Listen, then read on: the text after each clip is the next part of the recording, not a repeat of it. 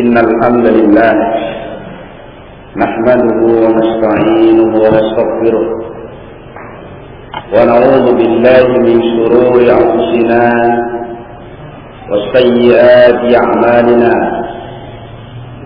من يهده الله فلا مضل له ومن يضلل فلا هادي له أشهد أن لا إله إلا الله وحده لا شريك له وأشهد أن محمدا عبده ورسوله يا أيها الذين آمنوا اتقوا الله حق تقاته ولا تموتن إلا وأنتم مسلمون يا أيها الناس اتقوا ربكم الذي خلقكم من نفس واحدة وخلق منها زوجها وبث منهما رجالا كثيرا ونساء واتقوا الله الذي تساءلون به والأرحام إن الله كان عليكم رقيبا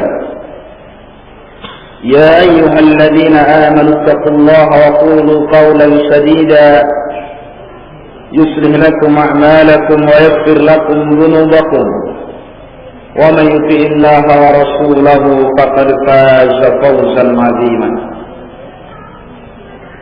أما بعد فإن أصدق الحديث كتاب الله وخير الهدي هدي محمد صلى الله عليه وآله وسلم وشر الأمور محدثاتها وكل محدثة بدعة وكل بدعة ضلالة وكل ضلالة في النار. Ikhwan fillah rahimani wa rahimakumullah. Kita lanjutkan pelajaran kita tentang ahkamul janaiz. Terakhir kita bahas perkara-perkara yang diharamkan bagi karib kerabat mayit, yaitu yang terakhir an-na'yu, mengkhabarkan tentang kematian dengan cara-cara yang menyerupai sistem atau cara-cara jahiliyah. Dan kemarin disyarahkan oleh muallif, tidak semua an-na'yu atau pengkhabaran tentang kematian itu muharram atau dilarang di dalam al-Islam. Karena itu beliau membuat satu judul kembali, yaitu bab yang ketujuh atau masalah yang ketujuh, an-na'yul jaizu, pengumuman kematian yang dibolehkan. Qala rahimahullah ta'ala, wa yajuzu i'lal wafati, dan boleh mengumumkan kematian idza lam yaqtarin bihi, apabila tidak disertai dengannya, dengan pengumuman tadi, ma yusbihu na'yal jahiliyah, bentuk-bentuk yang menyerupai cara mengumumkan kematian dalam sistem jahiliyah. Itu boleh. Jadi asalnya mengumumkan kematian itu boleh. Tetapi kalau sampai berlebih-lebihan, itu dilarang, diharamkan. Itu mengumumkan di menara-menara masjid misalkan. Kalau zaman jahiliyah dulu dipasang di pintu-pintu rumah begitu. Ya, di tempat-tempat pertemuan, di pintu-pintu rumah diumumkan. Bahkan kadang-kadang disertai dengan sanjungan-sanjungan kepada si mayit, yang itu sebenarnya si mayit tidak berhak terhadap sanjungan-sanjungan tersebut. Nah, itu muharram. Nah, tidak boleh. Jadi beliau mengatakan wa yajuzu i'lanul wafati, dan boleh mengumumkan kematian idza lam yaqtarin bihi ma yusbihu na'yal jahiliyah, apabila tidak disertai dengan cara-cara jahiliyah. Ya. Wa qad yajibu dzalika, bahkan kadang-kadang menjadi apa? Wajib menyampaikan kabar tentang kematian seseorang idza lam yakun indahu, apabila tidak ada pada orang tersebut, keluarganya, man yaqumu bihaqqihi, seorang yang bisa melaksanakan hak jenazah. Ya. Jadi saudara sama muslim kan punya hak, baik hidup ataupun apa? Mati. hak saudara kita yang telah meninggal itu ada 4. Katakanlah berkaitan dengan jenazahnya. Ya. Yang pertama dimandikan. Yang kedua dikafani. Ya. Kemudian yang ketiga disalatkan. Yang keempat dikuburkan. 4 hak yang berkaitan dengan diri saudara kita yang telah meninggal dunia. Ya. Waqad yajibu dzalika idza lam yakun indahu man yaqum bihaqqihi min al-ghusli. Enggak ada yang bisa memandikan. Boleh sampaikan. Bahkan diberitahu siapa yang kira-kira mau memandikan, sampaikan secara pribadi. Kalau sekarang ini mudah, ya kan ada sarana komunikasi yang cukup canggih, ya kan? SMS atau mungkin di telepon gitu aja, siapa? Itu bisa wajib. Kalau nggak ada yang memandikan, gimana? Ya? Bahkan kalau kok ada yang memandikan, tapi dia tidak memahami bagaimana cara memandikan jenazah secara sunnah, itu boleh gugur kewajiban. Cari yang mengerti sunnah. Ya kan banyak kadang-kadang di kampung itu, kadang memandikan itu kurang menjaga aurat sejenazah. Ya, begitu jadi sudah meninggal, waktu selimuti begitu, pas mandikan malah dibawa keluar. Jadi diperumuni orang, kadang-kadang cuma disatar pakai kain. Sudah kain dipegang orang, kadang masih dibeginikan sama orang, pengen buang. Ya, seperti itu. Kemudian kadang-kadang cara memandikan, kalau diserahkan ya umumnya kepada Pak Kaum atau siapa lah ya. Kita bukan merendahkan ilmunya Pak Kaum. Kita ini cuma bicara kenyataan yang ada di kaum muslimin mayoritas, gitu kan? Kadang-kadang cara-cara yang sunnah itu tidak terhitung. Ya, banyak-banyak pelanggaran di situ. Memandikan jenazah. Bahkan kadang siraman, ya, itu kan ada hitungannya secara syar'i. Auratnya, bagaimana melepas pakaiannya, siapa yang boleh hadir di situ, itu kan? Nah, ini minal ghusli, dari memandikan. Wastakfin, dan mengkafani jenazah itu tadi. Jadi kewajiban yang hidup terhadap yang sudah meninggal. Dikafani, dan itu harus bisa mengkafani. Ya kalau yang ngafani itu harus komat kamit, ditulisi pakai tulisan pakai minyak wangi itu kadang-kadang ya, nggak tahu apa yang dibaca. Nah, ini berarti nggak menegakkan sunnah. Ya. Yaitu misalkan ini ada suatu masjid, ya kan? Nah masjid itu diperintah oleh Allah untuk dimakmurkan. Dan memakmurkan masjid itu dengan 3 hal. Sebagaimana fungsi masjid kata Rasulullah SAW ketika Arab Badui kencing di masjid. Kata Nabi SAW bahwasanya masjid tidak pantas untuk kotoran seperti ini. Wa innama, dan hanyalah masjid itu apa? Lissalah, untuk menegakkan salat.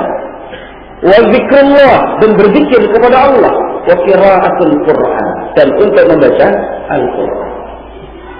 Kan itu para ulama kita menyimpulkan fungsi masjid cuma 3 ini. Hanya untuk salat, hanya untuk zikrullah, dan hanya untuk qiraatul Quran. Perkara yang lain dilakukan di dalam masjid, kalau tidak tercakup dalam 3 hal ini, tidak boleh.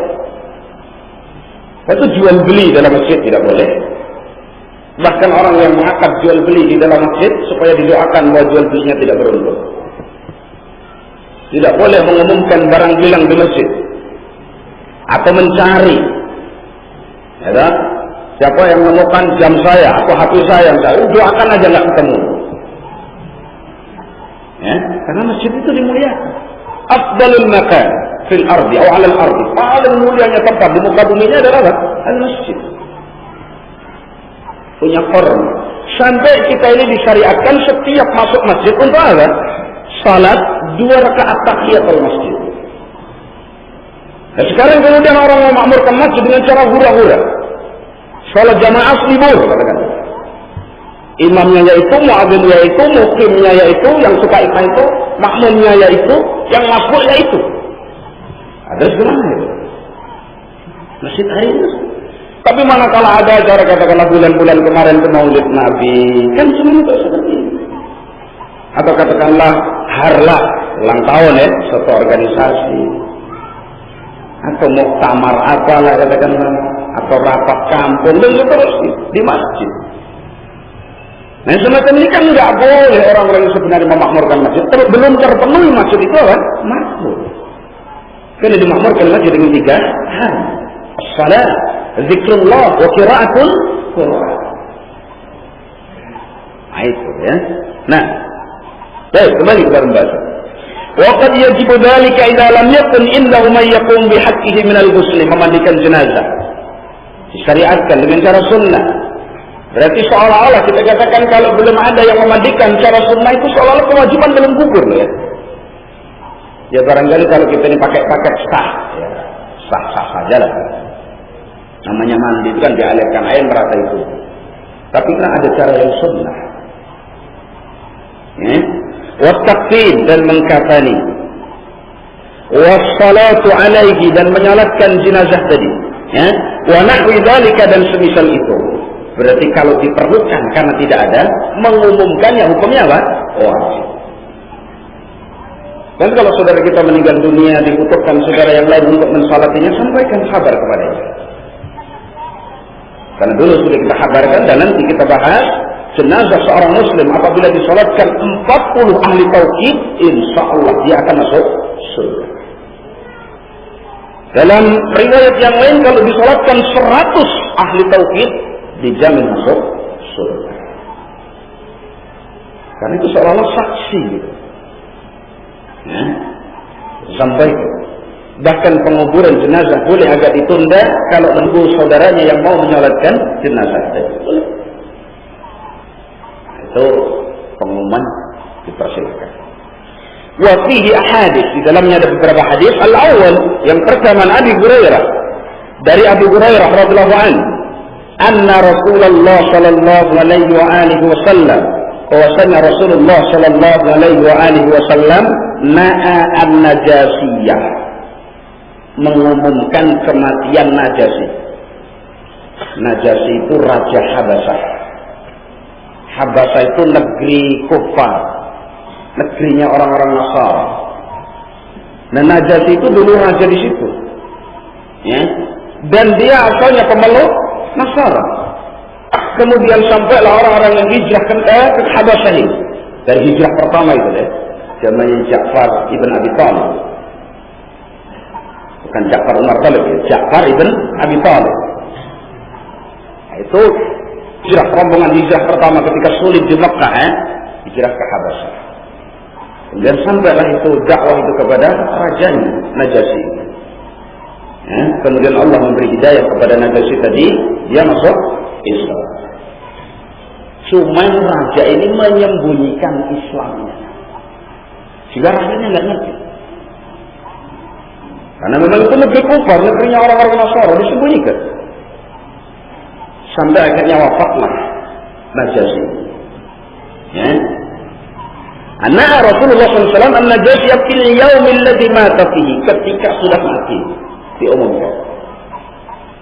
Ya. Sampaikan oleh Rasulullah SAW kepada para sahabat. Ini dalilnya. Nabi SAW menyampaikan pengumuman tentang matinya siapa? Raja Najasyi, boleh disampaikan oleh Nabi SAW. Kharaja ilal musalla. Kemudian Nabi SAW keluar ke musalla. Musalla yang di sini dimaksudkan musalla untuk sholat jenazah. Jadi bukan langgar, bukan surau. Musalla kayak musalla itu ya. Dalam sirah sejarah Rasulullah Shallallahu Alaihi Wasallam itu membuat satu musalla khusus sholat jenazah. Diterangkan tempatnya itu di samping pekuburan Baqi. Dan itu dalam riwayat yang lain, kharaja ilal Baqi, keluar ke Baqi. Padahal Najasyi tidak dikuburkan di Baqi. Tapi kharaja ilal Baqi ila musalla al-Baqi, musalla tanah lapang gitu ya, yang digunakan untuk sholat jenazah di sisi pekuburan Baqi. Jadi tidak jauh di situ. Di situ sebagian ulama menyatakan bahwa disyariatkan kita ini menjadikan suatu tempat musalla gitu untuk sholat Idul Fitri, untuk sholat Idul Adha, untuk sholat jenazah. Dan tidak ada afdoliyahnya, katakan. Tidak ada kelebihan harus dikejar jenazah disolatkan di masjid. Tidak. Tapi bukan berarti tidak boleh. Karena kadang-kadang orang itu kalau di masjid kan afdal gitu ya. Tidak harus. Karena biasa Nabi SAW malah dibawa ke mana? Ke musola. Disolatkan di musola itu, baru kemudian dibawa ke kuburan. Ya. Nah, ini Najasyi ini matinya di mana? Di Habasyah. Habasyah itu kalau sekarang Ethiopia ya. Ethiopia. Kharaja ila musalla, keluar ke musalla. Itu khas li salatil janazah, khusus untuk salat jenazah. Ya. Fasaffa bihim, kemudian Nabi bersaf dengan mereka, yaitu dengan para sahabat. Itu namanya salat gaib ini nanti. Salat gaib. Tapi nanti perhatikan, Nabi melakukan salat gaib itu cuma pada Najasyi ini saja. Kenapa kok tidak yang lain? Nah, di situ diambil pelajaran dari kisah wafatnya Najasyi oleh para ulama tentang disyariatkannya salat gaib kapan? Ketika kondisinya seperti Najasyi. Yaitu apa? Dia mati di negeri kufur yang tidak disolatkan oleh siapapun di situ. Jadi belum disolatkan. Karena itu seorang saudara kita Muslim yang meninggal dunia, lalu kita mendapatkan keterangan yang yakin bahwa dia belum disolatkan, disyariatkan bagi kita untuk sholat jenazah dalam bentuk gaib. Artinya jenazahnya dijauhkan. Hatta misalkan kita ini punya saudara naik pesawat, gitu ya, pesawat jatuh, hilang katakanlah. Ya, setelah ditemukan katakanlah punya di situ katakanlah hancur semua. Nggak bisa terawat lagi mungkin saudara di situ. Cuman kenali mungkin ini ada kakinya satu. Kenali betul ini kaki saudara kita. Berarti kan sudah mati kan? Jasadnya entah kemana yang lain. Namanya kecelakaan. Nah kemudian belum disolatkan, sudah dikuburkan entah di mana katakan kuburan masal tersebut belum disolatkan, disyariatkan bagi kita untuk salat gaib. Menghadap ke kiblat. Tidak disyaratkan menghadap ke negeri, jenazah tersebut nggak harus. Kalau negeri ini tidak di arah kiblat, yang penting itu menghadap ke kiblat. Kemudian salat jenazah dalam bentuk salat gaib. Itu salat gaib. Berarti apa yang dilakukan oleh kaum muslimin kebanyakan? Kadang-kadang pas kita salat Jumat diumumkan, nanti si fulan pesen bapaknya yang meninggal 3 bulan yang lalu tolong disolatkan salat gaib. Nggak ada syariatnya. Kalau jelas-jelas itu meninggal di negeri yang mayoritas muslim seperti ini, yang gol 75% sudah disalatkan. Karena hukum salat jenazah itu fardu kifayah. Kalau sudah gugur kewajiban tidak disyariatkan bagi yang lain. Karena itu kita terjebak dengan bid'ah-bid'ah yang seperti itu. Karena memang saudara sama muslim mati ya disalatkan. Tetapi salatnya di atas mukhalafati sunnah, menyelisih sunnah Rasulullah SAW. Salat gaib. Nanti lebih rinci kita bahas pada bab salat jenazah. Ya. Jadi kalau belum disalatkan di negerinya, sedang dia seorang muslim, seperti Najasyi ini muslim, sekalipun menyembunyikan apa? Islam. Maka Nabi SAW bersaf dengan para sahabat. Dalam riwayat yang lain dijadikan 2 saf sahabat itu. Safai ini dijadikan 2 saf. Kemudian Nabi SAW kabbara arba'an, bertakbir salat jenazah 4 kali. Ini cara yang masyhur dalam salat jenazah. Nanti takbir itu banyak kita bahas khusus dalam salat jenazah. Ya. Hadis dikeluarkan oleh Syaikhan yaitu Bukhari dan Muslim dalam sahihnya, dan selain keduanya, dan hadis ini tidak diragukan adalah hadis yang sah. Contoh salat Rasulullah SAW yang disebut salat gaib. Ya. Hatta para ulama mempermasalahkan masalah ini. Nanti dijadikan beberapa ucapan. Tapi pendapat yang jelas sesuai dengan hadis, apabila seorang mati di suatu negeri atau suatu tempat, atau dengan sebab kematian tertentu, tenggelam misalkan dan seterusnya, yang belum disalatkan secara keterangan yang jelas oleh siapapun, berarti disyariatkan oleh kaum muslimin untuk salat gaib. Ya. Baik.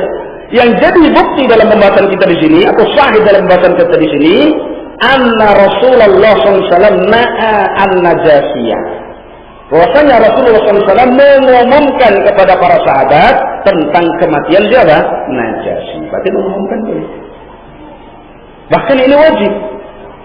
Dari mana Syekh mengambil ketentuan wajib di sini? Karena kalau Nabi nggak mengumumkan kepada para sahabatnya, nggak ada yang menyalahkan Najasyi ini. Pada soal ada hukumnya fardu kifayah. Kalau fardu kifayah itu belum dijalankan, maka hukumnya jadi fardu ain. Semua kebagian dosa. Itu, ya. Nah, kemudian yang kedua, hadis yang kedua, Syekh An Anas radhiyallahu anhu, dari sahabat Anas radhiyallahu anhu, qala an-nabiy sallallahu alaihi wa alihi wasallam, Rasulullah sallallahu alaihi wasallam bersabda, akhadha ar-rayat Zaidun fa usiba. Habis salam satu saat salat gitu di Madinah. Beliau mengumumkan beliau menyampaikan tentang pasukan yang dikirimnya. Nabi itu pernah mengirim suatu pasukan yang dipimpin oleh Zaid bin Harithah, kemudian Ja'far bin Abi Thalib, ya, kemudian Abdullah ibn Rawahah, dan di dalam pasukan itu ada sahabat Khalid ibn Walid dan sahabat-sahabat yang lain. Ketika terjadi peperangan, Rasulullah SAW ngomong tentang kabar dari peperangan yang terjadi. Akhadha ar-rayah Zaidun fa usiba. Memegang bendera perang kaum muslimin yang pertama kali Zaid ibn Harithah. Fa usiba Zaid. Maka Zaid ditimpa luka, akhirnya mati syahid. Meninggal. Ini kan pengumuman dong tentang kematian dia, ya? Zaid ibn Harithah. Setelah Zaid ibn Harithah meninggal, summa akhadha Ja'far fa usiba. Bendera yang dibawa Zaid itu karena Zaid sudah gugur, diambil oleh sahabat, diambil oleh Ja'far bin Abi Thalib fa usiba. Beliau akhirnya syahid juga. Meninggal. Dua panglima perang. Ya. Summa akhadha Abdullah ibn Rawahah. Kemudian diambil bendera ini oleh Abdullah ibn Rawahah. Panglima yang ketiga ini ditunjuk oleh Rasulullah SAW. Ya. Fa usiba. Maka beliau pun akhirnya terbunuh syahid. Jadi pengumuman Rasulullah SAW. Ya. Itu disebut Jaisun Umara. Tentara, pasukan perang yang pemimpinnya itu ditunjuk banyak oleh Rasulullah SAW. Bukan hanya satu. Maka dalam sirah disebutkan pengiriman pasukan ini disebut Jaisun Umara. Jadi satu pasukan tentara yang dipimpin, yang pemimpinnya itu ditunjuk banyak. Kalau ini meninggal diganti ini, kalau mati diganti ini, seterusnya. 3 pimpinan. Ketiganya ini radhiyallahu anhu meninggal semua. Stushhida fi sabilillah, mati syahid. Ya. Wa inna aynai Rasulillah sallallahu alaihi wasallam la tadrifan. Ketika mengumumkan kematian 3 panglima perang ini, Rasulullah SAW sambil menangis. Ya, di atas mimbar itu. Jadi yang menjadi bukti pembahasan kita. Nabi menyampaikan tentang wafatnya saudara sama muslim. Ya. Kemudian Nabi mengatakan, "Summa aqadaha Khalid ibn Walid." Kemudian bendera diambil oleh Khalid ibn Walid min ghairi imratin, tanpa ada perintah untuk jadi pemimpin. Karena pemimpinnya 3 gugur. Maka Khalid berinisiatif sendiri, diambil tanpa ada perintah dari Rasulullah sallallahu alaihi wasallam. Fafutihalah. Maka di bawah kepemimpinan Khalid bin Walid kaum muslimin diberi kemenangan oleh Allah Subhanahu wa taala. Bahkan dalam riwayat yang lain setelah Nabi menyebutkan itu, ia menyebutkan bahwasanya Khalid bin Walid mengambil bendera tanpa perintah tadi, maka Nabi mengatakan, "Ya Allah, innahu sayfun min suyufika fansur." Ya Allah, sesungguhnya dia, maksudnya Khalid bin Walid itu adalah salah satu pedang dari pedang-pedangmu, maka tolonglah dia. Maka Allah memenangkan. Sejak saat itu Khalid bin Walid digelari dengan Saifullah, pedangnya Allah. Jadi kisah peperangan tersebut. Jadi yang jelas, yang jadi bukti pembahasan kita, bahwasanya Rasulullah SAW mengumumkan apa? Kematian saudaranya. Kematian kematian Zaid bin Harisah, kematian Ja'far bin Abi Thalib, kematian Abdullah bin Rawahah, dan bagaimana keadaan pasukan perang pada saat itu. Itu supaya diketahui. Bahkan di sana Nabi meminta, seperti Najasyi itu Nabi meminta, hari ini telah meninggal saudara kalian Najasyi, maka mintakanlah ampun oleh kalian kepada Allah Subhanahu wa taala. Dalam hal ini pun demikian Rasulullah SAW. Memegang bendera perang Zaid bin Harisah Fausibah, maka dia terluka, gugur dalam medan perang, maka mintakan ampun untuk dia.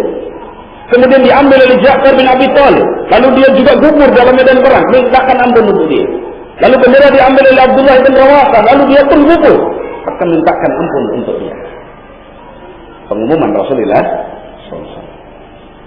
Ini jadi dalil bolehnya menyampaikan pengumuman tentang kematian seseorang selama tidak menyerupai cara-cara yang ya, insyaallah. Nah, hadis tersebut dikeluarkan oleh Imam Al-Bukhari, dan Imam Bukhari meletakkan hadis ini dalam bab yang beliau buat, yaitu babur rajulu yan'a ila ahli al-mayyit bi nafsihi. Bab seorang mengumumkan tentang kematian ahli mayit kepada apa? Ahli mayit binafsihi, dengan dirinya sendiri. Ya, benar. Dari hadis-hadis ini bisa kita ambil faedah bahwasanya mengumumkan kematian tentang seseorang itu tidak terlarang seluruhnya. Cuman kemarin perlu diingat-ingat, yang terlarang itu kadang-kadang lewat surat kabar besar-besaran. Seperti yang kemarin terjadi itu kan ya. Sekalipun mengundang pro kontra itu. Atau mungkin satu kampung kadang lewat nama masjid. Di sini sudah diumumkan, di masjid sana diumumkan, di musola sana dan seterusnya. Belum yang pukul kentongan, ya kan? Belum lagi yang pokok-pokok naik sepeda ontel misalkan. Nah itu sudah berlebih-lebihan. Jadi kalau misalkan diumumkan sekali dulu pada masa jahiliyah, nahyu yang dilarang, cara jahiliyah itu seperti yang tadi saya kabarkan. Jadi seorang itu memasang keluarganya di pintu rumah itu, kemudian teriak-teriak. Bahkan kadang-kadang dengan gelar-gelar yang tidak semestinya. Telah meninggal si fulan yang apalah begitu, yang hebat atau yang pahlawan dan seterusnya. Nanti disambung di pintu rumah yang sana atau di tempat pertemuan sana dan seterusnya. Itu yang dilarang, dan itu adalah cara-cara jahiliyah. Nah, kita perhatikan cara kita. Jadi barangkali kalau kita mendapatkan katakanlah saudara kita meninggal, kemudian kita butuhkan saudara-saudari hadir katakanlah untuk mensalatinya, boleh ditelepon, boleh SMS, silakan. Bahkan kalau itu milik muslimin secara umum, boleh disampaikan melalui media cetak, surat kabar atau majalah. Sebagaimana wafatnya Syekh Albani, wafatnya Syekh Ibn Baz, wafatnya Syekh Ibn Sayyid rahimahullah, sampai sebagian ulama mengatakan tahun itu disebut Amul Husni, tahun duka cita, karena dalam rangka satu tahun meninggal dunia 3 ulama besar.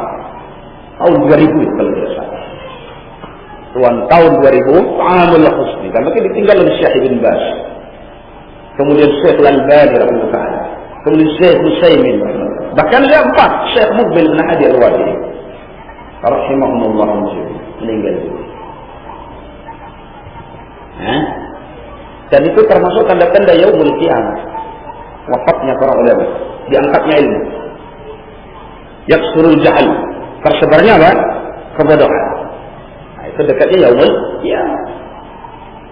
Kemudian apa? Sentasirul fitnah, tersebarnya apa? Fitnah. Nah kita ini begitu ditinggal ulama, 3 ulama ini, fitnahnya semakin berboleh. Nah sekarang ulama-ulama besar itu kadang-kadang dicaci maki oleh orang yang tidak dikenal di mana belajarnya kok. Gitu? Seperti Syekh Muhsin Al-Abbad yang dikatakan oleh para ulama itu adalah Basyatus Salaf, gurunya para ulama yang ada hari ini itu orang tuanya. Itu kadang dilecehkan dengan pelecehan yang Masya Allah. Ya? Nah kalau umat Islam yang belajarnya saja tidak tahu dari mana, kemudian sudah berani meracuni daging para ulama, melecehkannya, hibah sesama muslim sama kita itu sudah dilarang, itu dosa besar, bahkan arba riba, ya kan? Bagaimana kalau yang dihibah? Alim minal ulama. Itu terjadi. Anak pernah dapat satu diktat. Isinya dari awal sampai akhir cuma mencaci maki Syekh Muhsin Al-Abbad hafizahullah ta'ala. Fa inna lillahi wa inna ilaihi raji'un. Itu sih. Ya. Karena itu kita, ini nasihat anak untuk antum semuanya dan juga untuk anak pribadi. Mari kita ini melihat kehidupan para ulama kita gitu ya. Untuk mengukur kehidupan kita saat ini. Barangkali yang kita centang-centang, mungkin sering teriak sana sini, terjadi perpecahan, fitnah dan seterusnya. Kita lihat saja para ulama kita. Apakah seperti itu cara hidup mereka dalam bermuamalah dengan saudara sama ahli sunnah? Atau tidak? Lah kalau tidak, kita mencontoh siapa? Harus kita ragukan tentang diri kita sendiri. Jangan menyalahkan ulama. Ya, jangan kita semangat menerapkan al-wala wal bara. Itu puncak ajaran Islam ya. Kata Nabi sallallahu alaihi wasallam, al-iman al-hubbu billah wal bughdu fillah. Tali iman yang paling kokoh puncaknya itu adalah bercinta karena Allah, benci karena Allah. Al-wala'u wal bara. Nah, menerapkan al-wala' wal bara itu jangan ijtihad sendiri-sendiri. Setiap orang yang berdosa wajib dibarah. Nah, terus semua manusia ini tak pernah tak berdosa. Kita Allah dalam hadis qudsi, ya ibadi innakum tukhti'una kullal laili wan nahar. Fa'ana aghfiru adz-dzunub. Wahai hambaku, kalian itu semuanya pernah bersalah siang malam. Sedang aku ini zat yang maha mengampuni. Astaghfiruni aghfir lakum. Minta ampun kepadaku, saya akan ampuni. Jangan kita terjebak dengan walak baraknya Khawarij, la wala illa bil bara. Itu Khawarij, Razilah dan teman-temannya. Syiah. Nah, Syiah itu la wala illa bil bara. Tidak bisa walak sama Ali kecuali barak sama Abu Bakar dan Umar. Nah, itu Syiah. Ya. Tidak dikatakan walak yang sah kecuali setiap pelaku dosa harus dibarak. Nah, itu Khawarij dan Mu'tazilah. Begitu. Ya, jadi dari manhaj ahli sunnah wal jamaah itu ada sistem seorang yang bersalah dilihat tipe kesalahannya. Dan yang kedua dilihat siapa yang bersalah. Apakah seorang itu sengaja melakukan kesalahan tadi? Satu. Yang kedua, apakah dia kalau dalam melakukan kesalahan itu terang-terangan atau bersembunyi? Kedua. Yang kedua, kesalahan ini ukurannya seberapa? Karena kalau kita melihat setiap orang yang bersalah lalu kita buang begitu. Saya kabarkan Imam Syu'bah kata Syekhul Islam itu main catur. Main catur, Imam Syu'bah itu. Rahmatullah, ahli hadis besar. Tapi Syekhul Islam memerincinya lain. Ketika Amirul Mukminin pada saat itu mencari seorang qadhi untuk kerajaan, Imam Syu'bah ini khawatir kalau jadi qadhi, jadi musibahnya lebih besar terhadap agamanya dan kepada umat ini. Karena seorang ulama sudah dekat-dekat sama sultan, itu fitnah. Maka dia memfasikkan diri, menampakkan dirinya seorang yang fasik agar tidak dipilih. Itu Imam Syu'bah. Kalau kemudian kita pakai pandangan orang yang bersalah berarti pas semuanya, masa kita harus membuang Imam Syu'bah semata? Nah, seperti itu. Ya. Jadi kembali kita ini kepada manhaj yang benar, jangan lupa dengan bimbingan para ulama. Ulama kita ini bagaimana? Ya, karena istiadat sendiri-sendiri masing-masing punya kepentingan.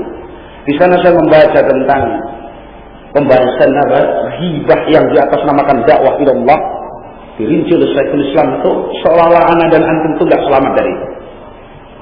Dan memang ikhlas itu sulit. Ya. Ada ghibah itu yang seolah-olah sebagai satu bentuk nasihat. Ada ghibah itu seolah-olah sebagai satu bentuk inkarul munkar. Ada ghibah itu seolah-olah sebagai bentuk membahirkan kebenaran. Ada ghibah itu seolah-olah menolong seorang yang baru. Padahal itu masuk dalam ghibah seluruh.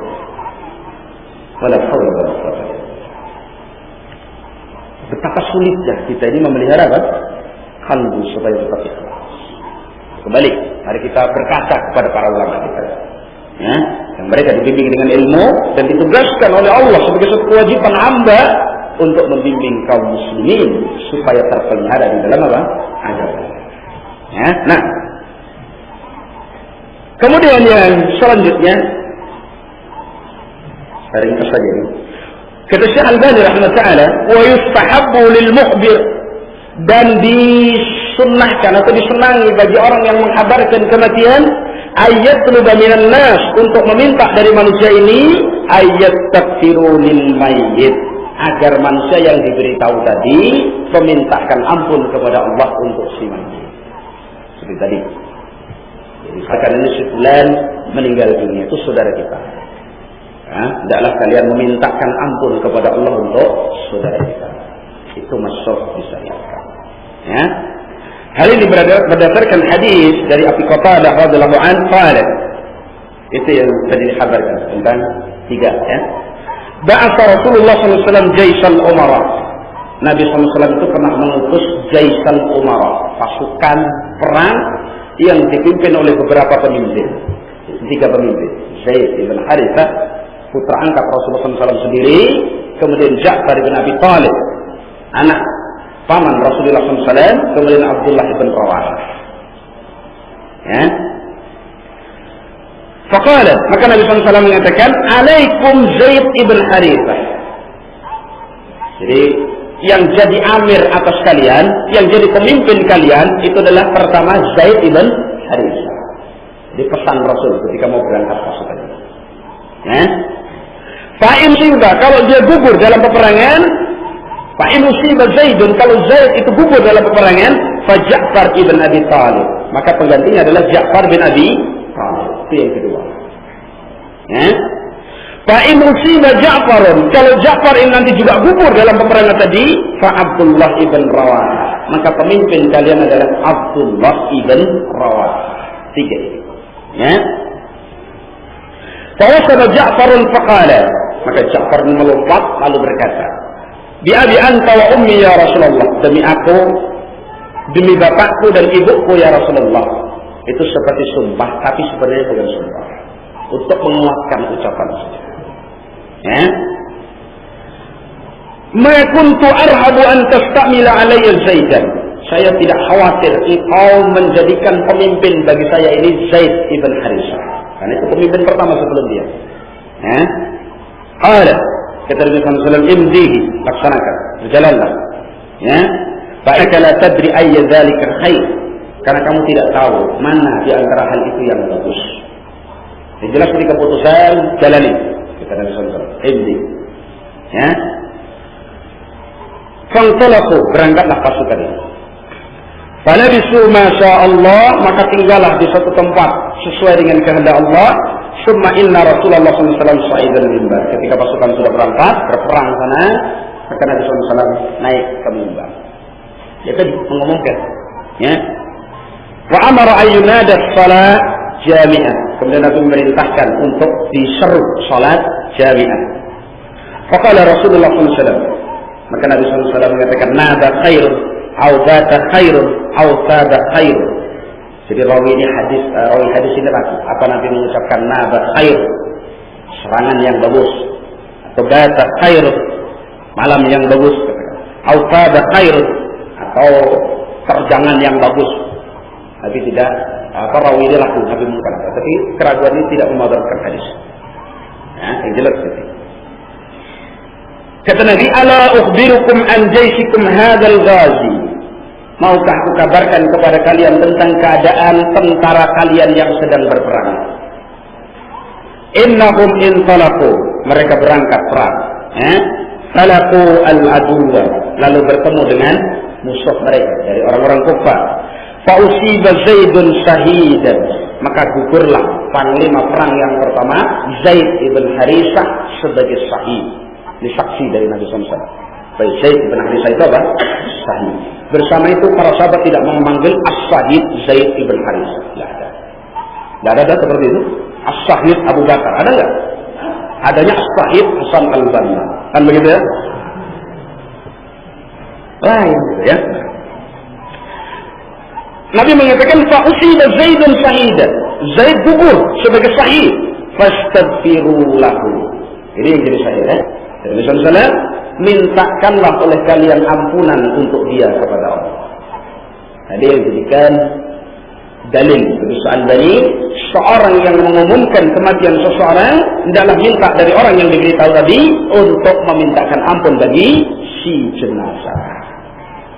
Ya, nah, fastaghfara lahun nas, maka para manusia, para sahabat itu memintakan ampun untuk Zaid bin Harithah kepada Allah Subhanahu wa taala. Summa akhadha liwa' Ja'far ibn Abi Thalib, kemudian mengambil bendera perang. Perang itu boleh pakai bendera. Nah, ini dalilnya. Tapi bukan bendera-bendera hizbiyah, bukan. Ya satu kaum muslim Pak, benderanya cuma itu. Nah, kadang sekarang jihad di suatu tempat benderanya banyak, masing-masing punya kepentingan. Seperti di Ambon itu benderanya banyak sekali. Seperti kasus di Afghanistan dulu kan masing-masing seperti itu. Begitu dikasih sedikit kemenangan oleh Allah, mereka tengkar sendiri.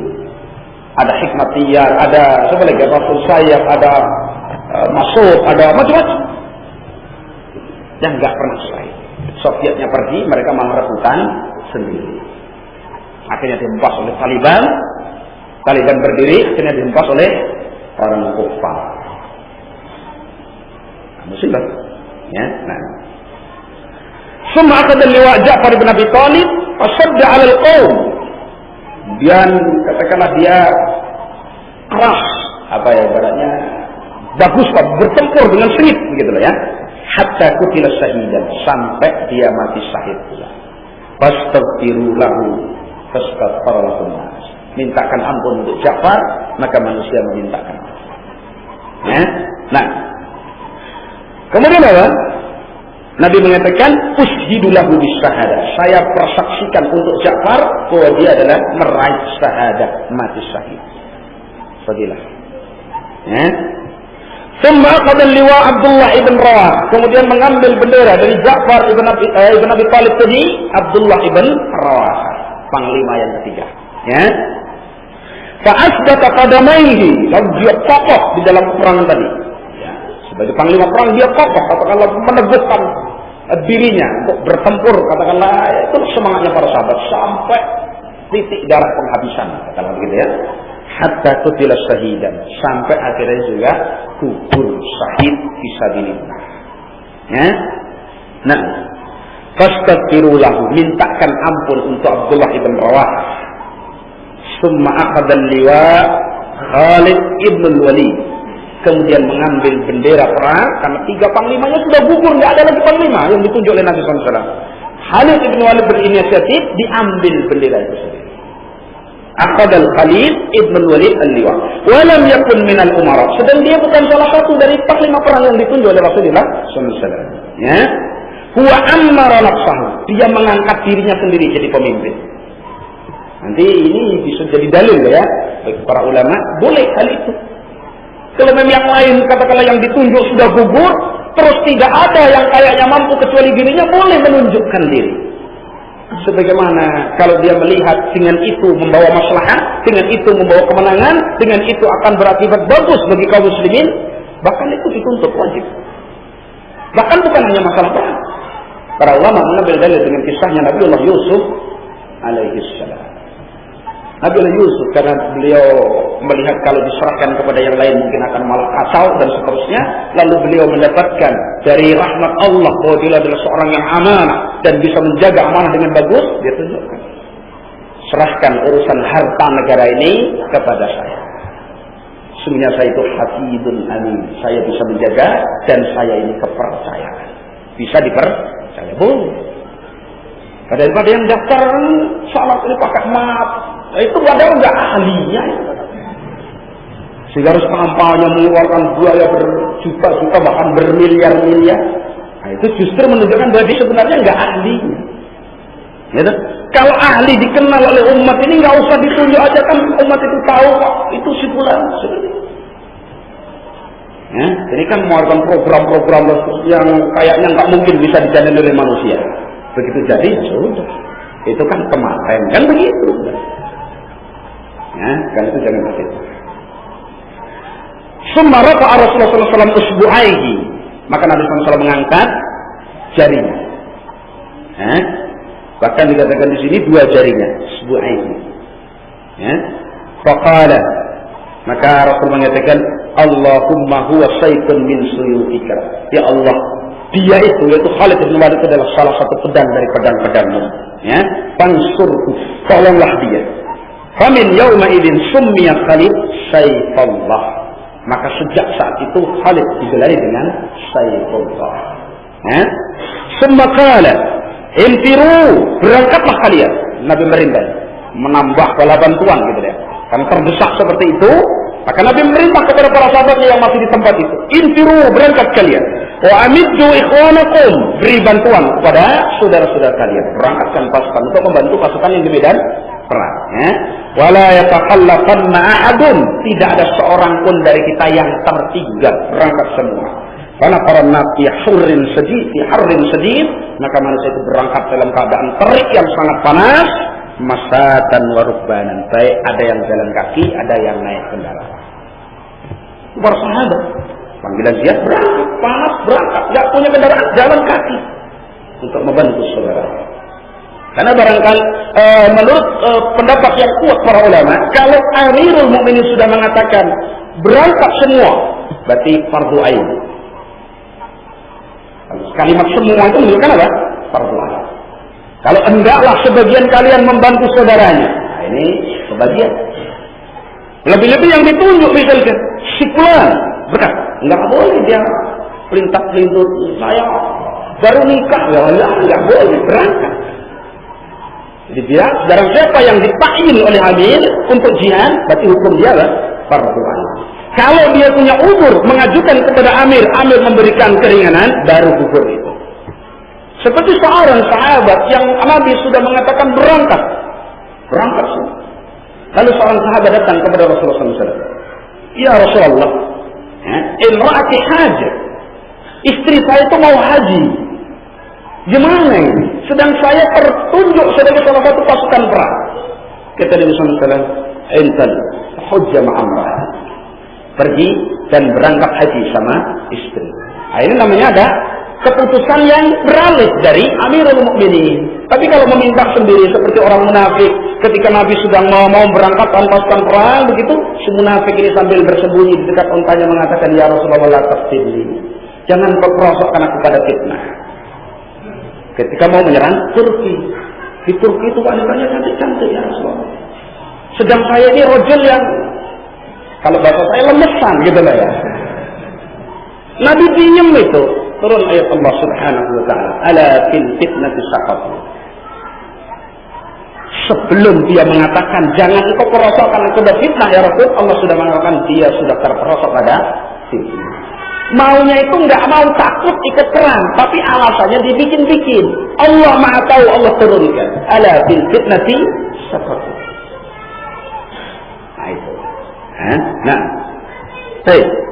Hadis yang dikeluarkan oleh Imam Ahmad dengan sanad yang hasan kata Al-Albani menunjukkan ketika kita ingin menyampaikan kematian seseorang, maka orang yang menyampaikan tentang pengumuman kematian tadi disunnahkan untuk meminta kepada orang yang diberi kabar agar memintakan ampun kepada jenazah yang sedang dikabarkan bahwa dia telah wafat. Insyaallah bisa dipahami ya. Selesai tentang pembahasan pengumuman yang boleh. Nanti dibedakan. Jadi kalau pengumuman itu karena seukuran kebutuhan, boleh. Tapi kalau sudah lebih dari kebutuhan, masuk kepada pengumuman yang dilarang. Jadi kalau kita umumkan sekali bahwa si fulan sudah meninggal dunia, ya, kemudian hal itu sudah dipahami oleh kaum muslimin yang ada, sehingga yang tukang memandikan sudah datang, yang mengkafani ada, yang nanti mengkuburkan, mensolatkan ada, cukup, nggak perlu diulang-ulang lagi. Ya. Tapi kalau sudah cukup itu tadi kok masih diulang, diumumkan lewat koran, menara masjid dan seterusnya, televisi, radio dan seterusnya disiarkan besar-besaran, ini ala jahiliyah. Tidak boleh. Nah, kalau ada ulama yang diperlakukan seperti itu, kita yakini bahwa alim tersebut tidak akan begitu. Bahkan Syekh Ali pernah menyampaikan salah satu wasiat Syekh Al-Albani ketika beliau sudah sakit. Beliau mengatakan, jangan kabarkan kematian saya kepada manusia sebelum jenazah saya selesai dimandikan dan dikafani. Maka orang itu nggak ngerti. Tahu-tahu dibawa keluar jenazah Syekh Al-Albani sudah siap disalatkan. Baru orang merasa kehilangan seorang alim muhaddisun kabir, Syekh Al-Albani rahimahullah. Sekarang masih mau mati aja sudah diumumkan. 5 menit lagi ini titik misalkan. Terus dipuji-puji begitu nggak boleh. Itu sudah niyaha plus apa? Nahyu yang dilarang, pengumuman yang dilarang. Karena itu hati-hati mengumumkan ya. Bukan berarti harus dari rumah ke rumah, enggak. Kalau kita perlu memanfaatkan katakanlah telepon, ditelepon nggak apa-apa. Yang penting ukuran bedanya, yang jahiliyah dan yang bukan jahiliyah. Kalau kita mengumumkan kematian itu dengan munculnya maslahah bagi si jenazah ini tadi. Perlu dirawat jenazah tadi, kemudian diundang orang itu. Saya katakan nggak undangan sholat ya, tapi diminta untuk sholat. Dalam arti dengan pemberitahuan tadi maklum lah. Oh itu saudara saya disolatkan. Dan nanti kalau yang diminta disolatkan itu nggak pernah sholat, ya nggak usah disolatkan. Wong dia hidup sehat, sujud sekali aja nggak pernah. Engkau sudah mati disolatkan. Orang yang nggak pernah sujud sekali di muka bumi ini dalam keadaan dia Islam, katanya, lalu menjumpai zaman aman seperti ini, kok nggak pernah sujud sama sekali? Apa itu? Kafir, bukan Muslim. Untuk apa disolat? Nggak boleh kuburkan kuburan kaum muslimin itu. Udah kata nama enggak. Iya, masalah nggak boleh dikuburkan di kuburan kaum muslim. Kita nggak boleh tertipu dengan itu. Hatta Syekh-Albani menyimpulkan dengan kalam Syekhul Islam dalam Sahihnya ketika membahas hukum tarikus salat. Dia akan merajihkan pendapat kalau orang meninggalkan salat itu karena malas dan masih mengaku kewajibannya tidak kafir kan? Kufur duna kufrin. Bersama itu beliau menyimpulkan dengan kesimpulan Syekhul Islam. Kata Syekhul Islam, kalau orang hidup di muka bumi ini dalam keadaan dia sehat, bahasa saya waras, katakanlah begitu, kok tidak pernah sujud kepada Allah sekalipun, maka tidaklah dia itu kecuali seorang yang telah kafir, bukan seorang muslim. Kemudian Syekh-Albani mengomentari kesimpulan pembahasan ini seperti itu. Jadi sholat. Cuman yang kadang sholat, kadang enggak itu loh. Caknyang katanya. Itu belum dikatakan tarikus sholat mutlaqah. Itu namanya yudayyi, menyia-nyiakan sholat. Nah, sholat selanjutnya pada sholat, Allahu a'lam bishawab. Ma'asyiral muslimin, ikhwan fiddin rahimani wa rahimakumullah. Selesai kita membahas perkara-perkara yang lain plus pembahasan khusus pengumuman kematian yang dibenarkan oleh syar'i. Yang kemarin kita bahas pengumuman kematian yang menyerupai cara jahiliyah yang itu tidak dibenarkan oleh syar'i. Jadi menyampaikan kematian itu seukuran kebutuhan untuk bisa terlaksananya perawatan jenazah itu yang berkaitan dengan 4 kewajiban yang hidup terhadap yang mati. Memandikan, mengkafani, mensolatkan, menguburkannya. Kalau itu cukup, kok ditambah, berarti termasuk pengumuman yang terlarang. Ya. Nah. Kemudian selanjutnya Syekh rahimahullah ta'ala memberikan satu maudhu judul Alamatu Husnul Khatimah, tanda-tanda husnul khatimah.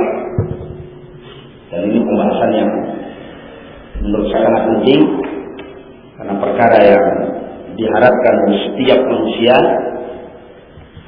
dan karena Rasulullah SAW menyatakan dalam hadisnya yang sahih, innamal a'malu bil khawatim, hanyalah amal itu bergantung penutupannya.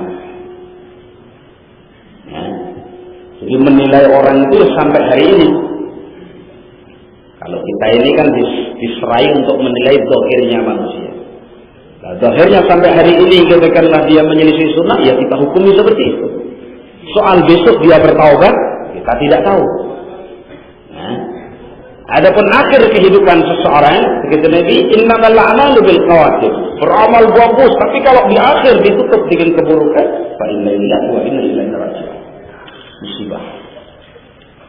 Nah, itu Rasul pernah menyatakan dalam satu hadis, inna rajula,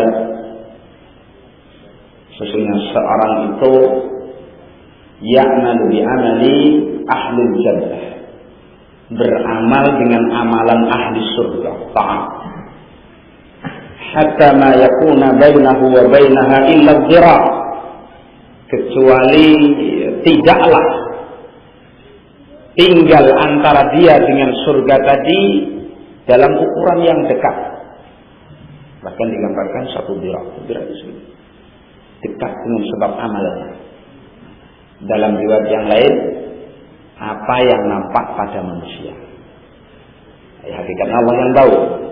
Jadi menurut apa yang nampak pada manusia, bima yabdulun nas, apa yang nampak pada manusia, dia itu seorang yang beramal amalan apa? Ahli jannah. Fa'al. Hatta ma yakuna bainahu wa bainaha illa dhira', sehingga antara dia dengan surga itu tinggal dekat satu dhira'. Tapi ini dalam pandangan manusia. Fa yasbiquhul kitab. Tapi takdir Allah menentukan lain. Allah menentukan dia tidak di situ. Fa ya'malu bi amali ahli nar. Tinggal saat tadi ditutup dengan amalan ahli neraka. Fa yadkhuluha. Akhirnya masuk ke mana? Ke dalam neraka. Ini yang kita khawatirkan. Ya. Karena itu para ulama di antaranya yang mensyarah tentang kitab Kashfus Subhat, di situ memberikan penjelasan yang maknanya kadang-kadang ahli tauhid tertipu dengan tauhidnya. Kadang-kadang ahli tauhid tertipu dengan tauhidnya. Karena dia percaya diri bahwa dirinya di atas tauhid, lalu akhirnya meremehkan dari bahaya kesyirikan, merasa aman dari makar Allah, akhirnya justru jadi pemerang bagi dirinya. Kadang-kadang ahli sunnah salafi merasa aman dengan yang dirasa itu manhajnya, saya sudah ahli sunnah, sudah salafi. Kayaknya sudah jelas masuk dalam hadis Nabi SAW, kulluha finnar illa wahidah. Kita masuk yang illa wahidah. Padahal siapa yang menjamin seperti itu? Ya? Karena itu dalam Islam bukan hanya dituntut ucapan dan ikrar semata. Tapi apa? Istiqamah. Alladzina qalu rabbuna Allah tsumma istaqamu. Itu sungguh orang yang mengatakan Rabb kami Allah, tauhid. Tapi tidak cukup saat itu, tsumma istaqamu. Sampai Allah memerintahkan kepada Rasulnya, wa'bud rabbaka hatta ya'tiyakal yaqin. Ya Nabi Allah, sembah Rabbmu. Sampai kapan? Sampai menjemputmu al-yaqin, kematian. Itu namanya istiqamah. Karena yang sekarang kita alhamdulillah diberikan rezeki tauhid, dipelihara, dijaga, istiqamah sampai Allah mewafatkan kita. Ya. Kemudian Nabi menerangkan, dan ada seorang yang ya'mal bi amali ahli nar. Amalan awalnya itu adalah amalan ahli neraka. Hatta ma yana bainahu wa bainaha illa dhira', sampai dekat. Dalam pandangan manusia dekat dia dengan neraka. Bahkan kalau diserahkan khawarij, kafir dan begitu. Karena jangan gampang-gampang menghukumi manusia. Nah, itu hak Allah dan Rasulnya. Kan? Fayasbiquhul kitab. Tapi Allah menentukan dalam catatan takdirnya sana tidak seperti itu. Yang tinggal sesaat itu faya'malu bi amali ahli jannah. Ditutup hidupnya dengan taubat kepada Allah, beramalan-amalan ahli jannah, fayadkhuluha. Akhirnya dia masuk ke dalam surga. Kita ini enggak punya jaminan. Yang ada sekedar kesempatan. Nah, dan itu innamal a'malu bil khawatim. Amal itu tergantung penutupannya. Karena itu wasiat kita kepada diri pribadi dan antum semuanya, ketika kita bermaksiat kepada Allah, hendaklah kita takut kepada Allah. Kalau sampai Allah menutup pada saat itu amal perbuatan kita. Sedang Nabi mengatakan, innamal a'malu bil khawatim. Amal itu tergantung penutupannya. Sedang kita tidak tahu ajal kita. Sedang bersenang-senang dalam bermaksiat kepada Allah. Tahu-tahu datang bencana mengempas, dia termasuk korban yang mati saat itu. Apa yang dipertanggungjawabkan? Nah, kalau Allah mengazab suatu kaum sedang mereka sedang lalai, ya, siang hari main-main, senang-senang maksiat kepada Allah, dihempas dengan adab Allah. Malam sedang mungkin tertidur, capek bermaksiat kepada Allah, datang tahu-tahu adab Allah. Seperti itu. Tidak ada yang bisa menebaknya. Kita lihat daerah-daerah yang kadang-kadang dihempas, tahu-tahu ada banjir besar atau angin yang menghempas perkampungan itu. Dalam keadaan mereka sedang jingkrak-jingkrak bermaksiat kepada Allah. Terseret air masuk ke lautan, habis semuanya. Dalam keadaan apa? Bermaksiat kepada Allah. Wala haula wala quwwata illa billah. Ini yang perlu kita perhatikan. Qala rahmatullahi ta'ala, "Summa inna syari'al hakim." Sesungguhnya Allah Subhanahu wa taala zat yang maha hakim. Segala yang dikerjakan oleh Allah itu mengandung hikmah, tidak ada yang sia-sia. Ya, Allah bikin lalat, Allah bikin nyamuk, itu ada hikmahnya. Kenapa Allah haramkan babi? Kenapa dihalalkan daging kambing yang sudah disembelih? Itu semua ada hikmahnya. Ya? Kenapa kok di dunia ini kemudian Allah kok malah memberikan fasilitas kepada ahli bidah? Mobil, misalnya itu hikmahnya ada. Ya? Nah, kita ini nggak tahu ahli sunnah apa nggak ahli sunnah kalau nggak ada ahli bidah. Seperti itu. Itu hikmah. Ya? Summa inna syari'al hakim, sebenarnya Allah Subhanahu wa taala zat yang maha hakim, qad ja'ala alamatin bayyinatin, menjadikan tanda-tanda yang terang, yastadillu biha, yang bisa diambil dalil dengan tanda-tanda tadi, ala husnul khatimah, bahwasanya orang yang tadi berada di atas husnul khatimah, bagus penutupannya. Katabahu Allah Ta'ala lana bifadlihi wa mannihi. Allah, mudah-mudahan Allah Subhanahu wa taala menentukan hal itu untuk kita dengan fadilah dan karunia Allah Subhanahu wa taala. Amin. Ya. Mudah-mudahan kita termasuk orang yang dicatat dan ditentukan oleh Allah sebagai orang yang mengakhiri hidupnya dalam keadaan apa? Husnul khatimah. Ya. Wa ayyu mamri'in mata bi ihdaha, maka siapa saja dari manusia ini yang mati dengan salah satu tanda-tanda ini nanti, kanat bisyaratun lahu, itu merupakan kabar gembira baginya. Jadi kita ini nggak usah enggan mati, enggan pun mati. Nah, yang penting itu kematian kita ini bagus gitu loh ya. Jadi orang nggak mau mati pun mati. Kalau kana fi burujin musayyadah, sekalipun bersembunyi di perkara yang dibuang kokoh ya mati-mati juga. Tapi kita ini harus mencari kematian yang baik. Lebih bagus lagi siap mati gitu. Mestinya orang beriman itu seperti itu. Karena di antara doa yang diajarkan oleh Nabi SAW, Allahumma inni as'aluka as-sawqa ila liqa'i min ghairi dharra'in mudirrah wala fitnatin mudillah. Ya Allah, kami memohon kepadamu kerinduan berjumpa denganmu. Lah orang yang rindu bertemu dengan Allah, masa harus besok-besok? Enggak.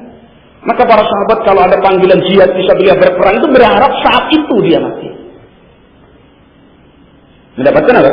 Syahadat. Sehingga segera bertemu dengan zat yang dia rindukan. Siapa? Allah Subhanahu wa taala. Barang siapa yang rindu kepada Allah, Allah rindu kepadanya. Karena itu kita diajarkan doa ini. Allahumma inni as'aluka as-sawqa ila liqa'i. Rindu bertemu dengan Allah. Kenikmatan yang paling puncak bagi ahli surga adalah apa? Memandang wajah Allah. Lihat wajah Allah. Zat Rabb kita yang kita sembah, kita ibadahi tanpa pernah kita melihatnya. Kemudian suatu saat ketika kita dimasukkan dengan fadilah Allah ke dalam surganya, Allah memberi kesempatan kita untuk memandang zat yang sangat kita rindukan. Kenikmatan yang besar bagi ahli jannah. Ya, nah. Wa ayyu mamri'in mata bi ihdaha kanat bisaratan lahu, maka siapa saja yang mati di atas salah satu dari tanda-tanda tadi, maka itu merupakan kabar gembira baginya. Ya? Wa ya laha min bisar, alangkah indahnya kabar gembira itu. Tidak ada yang standing dengannya. Orang begitu mau menghadap Rabbnya, mendapatkan tanda bahwa akhir hidupnya adalah husnul khatimah. Kegembiraan mana lagi yang lebih dari itu? Sedang kita kadang-kadang masih hidup menyaksikan begitu sulitnya orang dituntut untuk mengucapkan kalimat thayyibah. Begitu sulitnya dia dalam akhir hidupnya. Kemudian kita mendapatkan salah satu tanda dari tanda-tanda husnul khatimah. Masya Allah. Ya, nah, lola tanda pertama dari husnul khatimah, nutquhu bis-syahadah indal mauti, mampu mengucapkan dua kalimat syahadat ketika menjelang kematian. Itu tanda yang sangat agung. Dan ini nggak bisa latihan sekarang. Diwujudkan dengan apa? Tauhid yang betul-betul lurus. Tidak kita ibadahi kecuali Allah. Kita berlepas diri dari semua sesembahan selain Allah. Kita bangun al-wala wal bara, orang-orang yang bertauhid, apapun bentuknya kita cintai, kita berikan wala. Sedang kita harus berlepas diri dari musyrikun semuanya, sekalipun karib kerabat kita. Ya kan? Itu kan hakikat dinul Islam. Ya, yang pertama adalah mentauhidkan Allah Subhanahu wa taala. Yang kedua, tunduk patuh kepada Allah Subhanahu wa taala. Yang ketiga, berlepas diri dari kesyirikan dan musyrikin secara total. Itu hakikat dinul Islam. Al-istislamu lillahi bit-tauhid wal inqiyadu lahu bit-ta'ah wal bara'atu min asy-syirki wa ahlihi. Ini dijelaskan oleh Syekh Muhammad bin Abdul Wahhab dalam risalahnya Al-Usul As-Salasah. Ya, tenang. Jadi yang pertama, tanda husnul khatimah nutquhu bisyahadah indal mauti, mampu mengucapkan 2 kalimat syahadat ketika nazak sakaratul maut. Wa fihi ahadits, di dalamnya ada beberapa hadis. Ada masalah. Yang pertama, qaulun Nabi sallallahu alaihi wa alihi wasallam dari sahabat Mu'adz radhiyallahu anhu, qala Nabi sallallahu alaihi wasallam, man kana akhiru kalamihi la ilaha illallah dakhala al-jannah. Barang siapa yang akhir kalamnya, akhir hidupnya diakhiri mampu mengucapkan kalimat la ilaha illallah, dia pasti masuk surga. Jaminan dari Rasulullah SAW. Kan itu pertama tauhid. Dalam hadis yang sahih diriwayatkan oleh Bukhari dalam sahihnya, Rasulullah SAW ketika mengutus sahabat Mu'adz bin Jabal ke Yaman berpesan, innaka sata'ti qauman min ahlil kitab, sesungguhnya engkau akan mendatangi satu kaum dari ahlil kitab, falyakun awwalu ma tad'uhum ilaihi syahadata alla ilaha illallah wa fi riwayatin ayyuwahhiduni. Berarti pertama, pesan Nabi kepada sahabat Mu'adz sebagai dai-nya yang diutus ke Yaman, engkau akan datang kepada satu kaum dari ahli kitab. Maka pertama yang engkau dakwahkan kepada mereka, pertama kali yang kamu dakwahkan kepada mereka adalah syahadatu alla ilaha illallah, agar mereka mentauhidkan Allah. Itu dakwah pertama kali. Jadi bukan membahas tentang bagaimana mengentaskan kemiskinan, bagaimana memberantas KKN, bagaimana thariqah sufiyah, bagaimana zikir berapa jumlahnya, bukan. Bukan berpolitik bagaimana menegakkan daulah Islamiyah, bukan. Tetapi adalah syahadatu alla ilaha illallah. Berarti pertama kali apa? At-tauhid. Kemudian perjalanan seorang setelah dia mentauhidkan Allah, pertama kali dalam perjalanan hidupnya, di tengah-tengah perjalanan harus dengan tauhid. Allah Subhanahu wa ta'ala menyatakan dalam Al-Quran, innal ladzina qalu rabbuna Allah tsumma istaqamu tatanazzalu alaihimul malaikah. Sesungguhnya orang-orang yang mengucapkan Rabb kami Allah, kalimatun katsir, sesungguhnya orang yang sudah mengikrarkan tauhid dan berada di atas tauhid, maknanya seperti itu. Tsumma istaqamu, kemudian dia lurus di atas tauhidnya tadi, tidak bengkok, tidak menyimpang ke kanan dan ke kiri, hatta tawaffahumullah, sampai Allah mewafatkan mereka. Mereka lah orang-orang yang akan mendapatkan janji dalam ayat ini. Jadi bukan sekedar mengucapkan innal ladzina qalu rabbuna Allah tsumma istaqamu. Ja'a rajulun ila an-nabiy sallallahu alaihi wa alihi wasallam. Faqala, lalu berkata, ada seorang datang kepada Nabi, lalu dia mengatakan, ya Rasulullah, dullani ala kalimatin la as'aluha an ghairika. Tunjukkan kepadaku suatu kalimat, ajarkan kepadaku suatu kalimat, wasiatkan kepadaku suatu wasiat yang aku tidak perlu bertanya kepada seorang pun selain. La as'alu ahadan ghairaka. Aku tidak perlu bertanya kepada selain. Faqala Nabi sallallahu alaihi wasallam, musian lahu, memberi wasiat kepadanya, qul, katakan, amantu billah tsumma istaqim. Aku iman kepada Allah, kemudian istiqamah. Istiqamah itu lurus dari awal sampai akhir, sampai Allah mewafatkan Di akhir Nabi sallallahu alaihi wasallam mengatakan, "Man kana akhiru kalamihi la ilaha illallah, dakhalal jannah." Barang siapa yang akhir ucapannya menjelang kematian adalah la ilaha illallah, dia pasti masuk surga. Itu tauhid dan bersihnya akidah dari apa? Kesyirikan. Karena ikhwan fiddin rahimani wa rahimakumullah, dijaga yang satu ini, dipertahankan. Sampai Rasulullah SAW mengatakan, la tusyrik billah, jangan kamu mensekutukan Allah. Wa in kutilta au kurrikta, sekalipun kamu dibunuh atau dibakar. Wasiat Rasulullah SAW.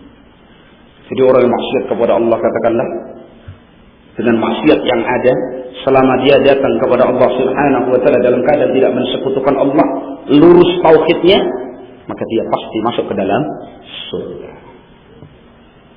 Itu alamat husnil khatimah. Kan itu kita latih dari sekarang, dalam arti kita hidup mentauhidkan Allah. Dan Rasulullah SAW mengatakan, memerintahkan kepada kita yang awal para sahabat, Nabi mengatakan, lakinu mautakum bila ilaha illallah. Ya. Ajari orang yang akan mati di kalangan kalian mengucapkan la ilaha illallah. Talqin itu artinya mengajarkan. Jadi betul-betul dibisikkan ke telinganya, ucapkan la, dengarkan, sampai betul-betul dia mengucapkan kalimat la ilaha illallah. Jangan malah kita yang mengucapkan sendiri. Ini sudah sekarat, la ilaha illallah, la ilaha illallah. Ini bablas, mengucapkan, kita malah yang menalkin diri kita sendiri. Atau lebih parah, kadang-kadang sudah mati masih ditalkin. Karena memahami salah dengan hadis Nabi SAW, lakinu mautakum, ajari orang yang sudah mati. Mustahil Nabi itu memerintah kepada kita untuk mengajari orang yang sudah mati. Yang belajar itu bagi siapa sih? Yang hidup. Kadang salah paham terhadap dalil tersebut, salah mempraktekkan. Ini ya, kalimat tauhid. Kan Rasulullah SAW begitu mendengar pamannya Abu Talib ini sakit, beliau segera menjenguknya. Dan tidak ada satu niat pun dari Nabi SAW kecuali menawarkan kalimat tauhid. Ya ammi, wahai pamanku, qul la ilaha illallah, ucapkan la ilaha illallah, kalimatan, satu kalimat yang saya akan bersaksi di hadapan Allah untuk nanti di yaumul qiyamah. Paman begitu ditawarkan ini, dua orang tokoh kufar Quraisy musyrikin pada itu mengatakan kepada Abu Talib, apa kamu benci dengan agama nenek moyangmu? Diulangi lagi oleh Nabi SAW, ya ammi qul la ilaha illallah. Dia mengulangi lagi talqin musyriknya itu tadi, syiriknya itu. Terus begitu sampai kesimpulan Abi Talib, ana ala millati Abdul Muttalib. Saya tetap memilih di atas millahnya Abdul Muttalib. Wa aba yaqul la ilaha illallah. Dia enggan mengucapkan la ilaha illallah. Mati Abu Talib dalam keadaan apa? Musyrik, tidak masuk Islam. Nah itu ya, pentingnya tauhid. Nah, jadi kita perhatikan hadis Rasulullah SAW tadi yang dikeluarkan oleh Imam Hakim dan selainnya dengan sanad yang hasan. Man kana akhiru kalamihi la ilaha illallah dakhalal jannah. Itu kita lihat. Siapa yang akhir hidupnya mampu mengucapkan la ilaha illallah, dijamin masuk surga. Tauhid dipertahankan. Kata Nabi, walau kutilka au kurikta, sekalipun kamu mau dibunuh atau kamu dibakar, jangan mensekutukan Allah. Tauhid. Jadi tanda alamat husnul khatimah yang pertama, tanda husnul khatimah yang pertama, kalau seorang itu mampu mengucapkan kalimat la ilaha illallah. Hatta barangkali orang ini tadinya tidak pernah kafir sekalipun. Bahkan sekedar Abu Talib itu kafir, musyrik. Ditalkin. Kemudian dia dengan hidayah dari Allah mampu mengucapkan la ilaha illallah. Masya Allah. Isyarah. Dia pasti akan masuk surga. Itu ya, husnul khatimah yang pertama. Itu dipertahankan. Dijaga tauhid. Karena tauhid itu sampai para nabi saja berwasiat, sebagaimana yang sudah pernah kita sampaikan dalam satu ayat dalam surat Al-Baqarah ayat 132 133. Allah Subhanahu wa taala menyatakan, "Wa wassa biha Ibrahim bani wa Yaqub." Dan berwasiat dengan kalimat la ilaha illallah Ibrahim dan anak keturunannya, wa Yaqub dan Yaqub. Apa katanya? Ya baniya, wahai anak keturunanku. Innallaha astafa lakumuddin. Sesungguhnya Allah telah memilihkan untuk kalian agama ini, agama tauhid ini. Ya. Fala tamutunna illa wa antum muslimun. Jangan sampai kalian mati kecuali dalam keadaan muslim, ahli tauhid. Itu wasiat Ibrahim. Wasiat Yaqub, wasiat para nabi. Ya. Kemudian Allah menyatakan, "Am kuntum syuhada?" Apakah kalian bisa menjadi saksi? Id hadara Yaqub al-maut. Ketika Yaqub ini sedang sakaratul maut. Nabi Allah Yaqub alaihissalam sakaratul maut. Id qala li banihi, ketika dikumpulkan anak-anaknya, lalu berwasiat kepadanya. Dikerumah anak-anaknya, li banihi. Berkata, "Ma ta'buduna min ba'di?" Apa yang kalian akan sembah setelah sepeninggalku nanti? Masyaallah. Nabi Allah berwasiat kepada anak keturunan. Ma ta'buduna min ba'di? Apa yang nanti kalian sembah setelahku? Dia belum puas kalau belum mendapat apa? Keterangan dari anak keturunan. Kemudian dikatakan apa? Qalu, mereka menjawab, na'budu ilahaka. Kami akan menyembah ilahmu, yaitu Allah Subhanahu wa taala. Wa ilaha abaika Ibrahim, dan ilah sesembahan bapakmu Ibrahim. Ya? Wa Ismail, dan ilahnya Ismail. Wa Ishaq, dan Ishaq. Ilahan wahida, ilah yang esa satu. Wa nahnu lahu muslimun, dan kami berserah diri kepadanya. Baru tenang. Bahkan itu wasiat Luqman kepada anaknya. Ya. Apa kata Luqman? Ya bunayya la tusyrik billah, inna syirka la dzulmun adzim. Wahai anakku, jangan kamu mensekutukan Allah. Sesungguhnya dosa syirik itu adalah kezaliman yang sangat besar. Baik. Ikhwan fillah rahimani wa rahimakumullah. Alamatu husnul khatimah yang pertama, mampunya seorang mengucapkan kalimat la ilaha illallah. Masyaallah, ya. Tauhid. Kemudian yang kedua, al-mautu bi rafsil jadid. Meninggal dalam keadaan kening ini berkeringat. Coba perhatikan ya. Ini alamat hissiyah. Kalau tadi nutku mengucapkan, meninggal dunia dalam keadaan kening ini berkeringat, mengalirkan keringat, kening berkeringat. Ya. Di hadis Buraidah ibn al-Khusayb radhiyallahu an, karena hadis sahabat Buraidah ibn al-Khusayb radhiyallahu an kana di Khurasan, ketika dia berada di Khurasan. Fa'ada aqallahu wa huwa marid. Dia sedang menjenguk saudaranya yang sedang sakit. Mengunjungi saudaranya yang sakit. Fawajadahu bil maut. Dijumpainya saudara yang sakit ini sedang sakaratul maut. Nazak.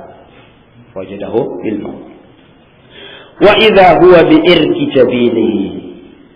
Maka dia jumpai saudaranya yang sakaratul maut tadi, keningnya ini mengalirkan apa? Kering. Bi irki jabinihi. Ya. Faqala, maka dia mengatakan Allahu Akbar, bertakbir, membesarkan Allah Subhanahu wa taala. Sami'tu Rasulullah sallallahu alaihi wasallam yaqul, aku mendengar Rasulullah sallallahu alaihi wasallam bersabda, mautul mu'mini, kematian orang yang beriman itu bi araqil jadid, dengan kening yang berkeringat. Berarti seolah-olah ini dibalikkan. Kalau keningnya berkeringat, asalnya dia muslim, insya Allah itu tanda kematian orang yang beriman. Karena Nabi SAW menjadikan, apa kata Nabi? Mautul mu'min, kematian orang yang beriman itu bi araqin jadid. Tandanya apa? Kening ini mengalirkan keringat. Tapi itu bukan tanda satu-satunya, salah satu dari tanda husnul khatimah. Itu hissiyah.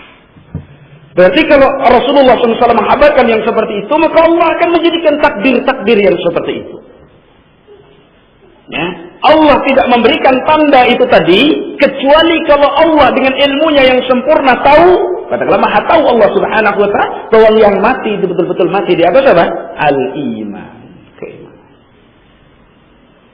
Dan itu sudah terserah Allah. Kita nggak bisa usahakan. Berbeda dengan kalimat la ilaha illallah. Ya. Hadis dikeluarkan oleh Imam Ahmad dan Imam An-Nasa'i dan Imam Tirmidzi dan dihasankan oleh Imam Tirmidzi, dikatakan oleh sahih ala syarti Muslim. Nah, jadi yang kedua tandanya adalah rashil jabin, kening berkeringat. Dan perlu saya sampaikan bahwasanya kematian yang mudah itu bukan tanda husnul khatimah. Enggak ada tanda husnul khatimah itu kematian yang mudah. Tahu-tahu enggak ada. Belum tentu itu bagus. Ada orang itu enggak sholat sama sekali. Enggak sholat. Begitu habis kerja bikin bakso apa selesai disiapkan semua, dia bilang saya ngantuk. Begitu ngantuk berbaring bablas. Enggak pakai teriak-teriak. Kemudian keluarganya yang juga bodoh girang tanda husnul khatimah, enggak pernah sholat. Ya. Karena itu sulitnya nazak dan berita yang diderita oleh orang yang sakit sampai membawa kepada kematiannya itu justru tanda kebaikan. Kembali kepada kaidah Islam, Allah itu memberikan musibah dan kesulitan seukuran dengan keimanan seseorang. Karena Rasul itu ketika nazak berat. Bahkan beratnya nazak Nabi itu kalau diukur 2 kali lipat nazaknya orang yang berat dari selain Rasulullah. Nah kalau itu sebagai tanda husnul khatimah, masa Rasulullah itu apa? Husnul khatimah, maka Nabi SAW sekalipun barangkali dia mau apa katakanlah berontak begitu, ya, selama tidak teriak-teriak jahiliyah atau mengucapkan ucapan kufur, tapi dia sekedar menahan sakit yang dideritanya, terjadi itu malah mati dalam keadaan apa? Bagus. Sehingga Allah menyegerakan sebagai akibat dari dosanya di dunia, sehingga menghadap Allah dalam keadaan tidak memiliki dosa. Oke. Jadi tidak harus yang angklos ngeriangklos itu. Tidur tahu mati. Bahkan sempat berpesan kalau saya mati begitu mati betul. Itu belum tentu itu husnul khatimah. Nanti tidak dijumpai tanda itu. Ya. Jadi kerasnya cobaan yang dialami oleh orang mukmin dalam hidupnya sampai ketika menjelang matinya itu bukan tanda malaikat mempermainkan nyawanya, tidak. Kita ini nggak bisa mengatakan itu dolenan malaikat, enggak. Malaikat kan itu nggak ngerti. Memang Allah ingin menguji dia dengan seperti itu sudah sadar. Karena ketika nazak itu rebutan, setan itu nggak berhenti sampai di situ. Ya. Dinampakkan dalam bayangan-bayangan itu kesenangan dia yang bentuknya apa? Ittibaul hawa. Dulu kalau orang senangnya itu banting remi itu, nazak itu aja yang dinampakkan sama setan. Sehingga melalaikan dari talqin orang yang menalkin itu. Kalau orang itu baik, kadang-kadang sebagaimana kisah Imam Ahmad itu kan, kalau orang itu baik dipuji sama setan. Sudah tenang, tak usah repot-repot, kamu udah masuk surga, pokoknya udah beres, katakanlah sudah dijamin kamu itu udah orang bagus, sampai lalai akhirnya merasa dirinya sudah cukup, akhirnya mati dalam keadaan tidak mengingat Allah Subhanahu wa ta'ala. Itu kerjaan setan. Karena itu perlu betul-betul pada saat itu ya. Kalau sudah betis bertemu betis, kaki ini sudah menegang, nyawa sudah mendesak di kerongkongan, ya sudah. Kita harus betul-betul meminta kepada Allah dari sekarang supaya mendapatkan akhir hidup yang husnul khatimah. Nah, itu. Karena itu penentuan betul. Kalau sampai gagal di situ, sudah itu alamat sengsara selama-lamanya. Nah, itu yang paling ditakuti oleh para sahabat di situ. Ya. Sampai seorang yang bertakwa kepada Allah itu menyatakan, andaikan para raja itu tahu nikmatnya kami ketika sakaratul maut, mereka akan memperebutkan nikmat itu dengan pedang-pedang mereka. Nah, orang bertakwa itu nih kan, karena rinduan yang diidam-idamkan sebentar lagi akan didapatkannya, bertemu dengan Allah Subhanahu wa ta'ala. Jaga itu ya. Nah, jadi kalau syarat yang pertama katakanlah dia ahli tauhid, bicara husnul khotimah itu bicara ahli tauhid ya. Kita nggak bicara Bill Clinton ya, nggak bicara itu. Kalau orang itu kafir katakanlah non muslim, atau katakanlah orang itu mengaku Islam tapi perbuatannya musyrik katakanlah apa syirik, dia musyrik syirkul akbar katakanlah. Itu nggak usah dibicarakan husnul khotimah. Tak usah. Karena poin pertama mampu mengucapkan la ilaha illallah sudah lengkap. Tidak usah. Ya. Jadi kita bicara husnul khatimah itu kalau sudah lepas dari poin yang pertama, mampu mengucapkan la ilaha illallah, seluruhnya itu untuk ahli tauhid. Nah kalau masih orang kafir, tandanya diminta satu aja itu sebenarnya sudah bagus. Bisyarah, ya apa? Mampu di akhir ayat mengucapkan kalimat la ilaha illallah. Ya, karena itu nggak ada orang kafir mati. Katakanlah mati dalam kekafirannya, kok dikatakan husnul khatimah, tidak ada. Ya, tenang. Kemudian yang ketiga, tanda husnul khatimah yang ketiga. Kalau yang kedua nggak bisa kita kejar, kita tinggal minta saja kepada Allah. Minta, ya Allah, beri saya kematian seorang yang beriman. Karena kematian seorang yang beriman tandanya apa? Arakil jibin. Kita mintanya jangan, ya Allah jadikan kening saya berkeringat. Jangan. Jadikanlah berilah saya kematian dalam bentuk kematian seorang yang beriman kepadamu. Tandanya pasti ada gitu nanti ya. Tenang. As-salisah yang ketiga, al-mautu lailatal jum'ah aw naharaha. Meninggal malam Jumat atau hari Jumat. Ahli tauhid kok meninggal malam Jumat, wafat malam Jumat atau hari Jumat, itu salah satu tanda dari tanda husnul khatimah. Oh, berarti yang malam Sabtu tidak, tidak harus. Kan tandanya banyak tadi itu. Mampu mengucapkan kalimat, bahkan seperti seorang alim berwasiat ketika mengajarkan hadis dan seterusnya, dia membacakan hadis, "Man kana akhiru kalamihi la ilaha illallah dakhalal jannah." Selesai dia malam mati. Alim hadis kalau tidak salah. Abi Hatim Ar-Razi rahmatullah. Jadi menyampaikan hadis ini. Dia membacakan hadis ini. Saya lupa apa membenarkan hadis atas sanad, lalu dia mengucapkan yang benar katakan mangkana. Baca hadis tadi Nabi, mangkana akhiru kalamihi la ilaha illallah dakhalal jannah summa qada. Kemudian dia meninggal. Fadilah si alim ini ya. Dia membacakan hadis itu, mangkana akhiru kalamihi la ilaha illallah dakhalal jannah. Selesai baca hadis ini beliau wafat, meninggal dunia. Berarti akhir ucapan beliau apa? La ilaha illallah. Fadilah si alim. Nah itu. Ya. Baik. Jadi mampu saja mengucapkan kalimat ini sudah husnul khatimah. Sekalipun enggak mati malam Jumat. Banyak ulama kita yang tidak meninggal malam Jumat. Rasulullah SAW, kemudian para sahabat yang lain. Nah, itu nanti. Kemudian tadi ya, meninggal malam Jumat. Malam Jumat berarti maghrib setelah Kamis. Malam Jumat itu mulainya maghrib. Kalau masih asar gimana? Saya enggak ngerti itu. Yang jelas Rasul mengatakannya malam Jumat. Nah malam dalam Islam itu dimulai, hari itu dimulai dengan terbenamnya matahari, munculnya bulan maghrib, itu mulai hari. Nah, itu kalau punya anak lahirnya maghrib, hari Ahad maghribnya gitu, itu berarti masuknya hari Senin. Hitungnya mulai Senin lahir, Selasa, Rabu, terus. Nah itu karena tanggal 1 itu ketika muncul hilal. Hilal itu muncul ketika matahari terbenam. Hitungnya jangan pakai matahari. Matahari Ahad malam Senin jam 12 malam ikut London misalnya. Oh, gak ada peraturan itu.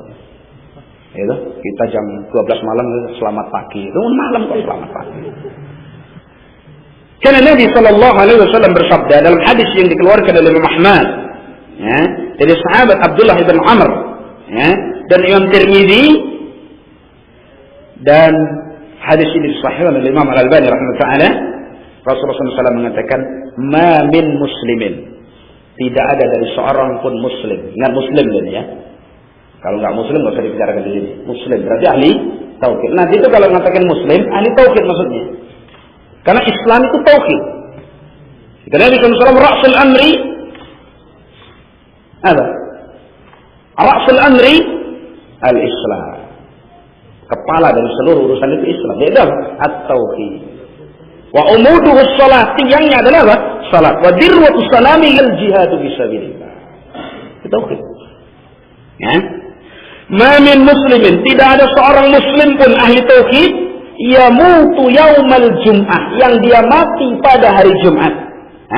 Au lailatul Jumat, atau malam Jumat, illa waqahu Allahu fitnatal qabr, kecuali Allah akan menolong dia dari fitnah kubur. Apa yang dimaksud fitnah kubur? Fitnah itu ikhtibar, imtihan, ujian di kubur, pertanyaan kubur. Tentang 3 hal. Al-usul salasah. Nah, belajar usul salah itu belajar pertanyaan kubur. Ma'rifatullah, ma'rifatun nabi, ma'rifatud dinil Islam. Nah, itu pertanyaan kubur. Siapa Rabbmu? Siapa nabimu? Apa agamamu? Iya. Bahkan dalam hadis Tirmidzi ada 4 pertanyaan. Setelah ini ditanya, apa ilmumu? Ada pun orang yang beriman mengatakan, ilmu saya adalah Al-Quran. Saya beriman kepadanya dan saya benarkan. 4 hal. Dalam hadis riwayat Tirmidzi dan Ahmad. Ya, itu nah. Kita Nabi sallallahu alaihi wasallam muslimin yamutu yaumal jum'ah. Tidak ada seorang muslim pun yang mati pada hari Jumat. Aw lailatul jum'ah, atau malam Jumat, illa waqahu Allahu fitnatal qabr, kecuali Allah akan menjaga dia dari fitnah kubur. Artinya ditolong dalam menjawab pertanyaan kubur. Karena orang di kubur itu ada 2. Jelaskan dalam hadis Rasulullah SAW. Yang pertama, orang yang beriman. Ketika ditanya man rabbuka, rabbi Allah.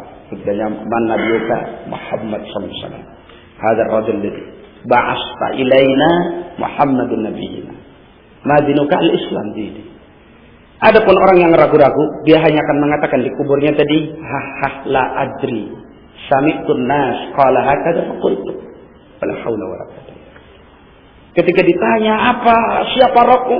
Dia mengatakan, enggak ngerti saya. Pokoknya manusia mengatakan seperti ini, saya ikut seperti itu. Begitu ditanya nabinya, jawabnya seperti itu. Begitu ditanya agamanya, jawabnya seperti itu. Masya Allah. Dikubur. Kecuali orang-orang yang ditolong oleh Allah Subhanahu wa ta'ala. Dan berdoa, Allahumma sabbitna inda su'al. Ya Allah, kokohkan jawaban saya ketika ditanya itu tadi. Kita semua akan mengalami deh. Yang tidak mengalami pertanyaan kubur itu cuma 1 golongan manusia. Yaitu orang yang mati di medan perang, berjihad fisabilillah. Itu bebas dari pertanyaan kubur. Adapun kita semua yang wallah alam nanti barangkali meninggal dalam keadaan tidak pernah berjihad fisabilillah, pasti berhadapan dengan pertanyaan kubur.